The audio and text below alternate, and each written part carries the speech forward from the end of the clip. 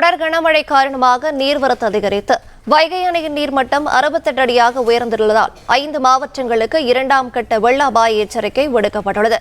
கூடுதல் விவரங்களை செய்தியாளர் சிவா வழங்க கேட்கலாம். சிவா, வணக்கம். மேலும் விவரங்கள் என்ன சொல்லலாம்? வணக்கம். தேனி மாவட்டத்தில் பெய்து வரும் கனமழை காரணமாக வைகை நீர்மட்டம் 68 அடியாக எட்டியுள்ளது.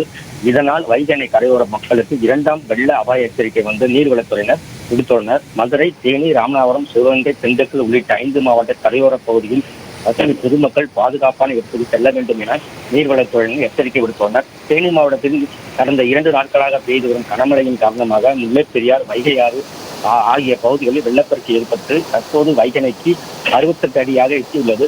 தற்போது வைகை அணைக்கு நீர் வரத்து வினாடிக்கு 4131 கண்டியாக உள்ளது. வைகை அணையின் நீர் இருப்பு 5225 மில்லியன் கண்டியாக உள்ளது. வைகை அணையிலிருந்து 69 அடி எட்டியவுடன் 3ஆம் கட்ட வெள்ள எச்சரிக்கை விடப்படும். அதைத் தொடர்ந்து வைகை அணையில் 70 அடி எட்டியவுடன் வைகை அணையிலிருந்து தண்ணீர் திறக்கப்படும் என பொதுப்பணித்துறையினர் தகவல் தெரிவித்துள்ளனர். இதனால் தேனி, மதுரை, திண்டுக்கல், சிவகங்கை உள்ளிட்ட 5 மாவட்ட கரையோர மக்கள் பாதுகாப்பான இடத்துக்கு செல்ல வேண்டும் என நீர்வளத்துறையினர் எச்சரிக்கை விடுத்துள்ளனர். பிளே ஸ்டோர் மற்றும் ஆப் ஸ்டோரில் இருந்து பாலிமர் செயலியை QR கோடு மூலம் பதிவிறக்கம் செய்யுங்கள். செய்திகளை உடனுக்குடன் பெறுங்கள்.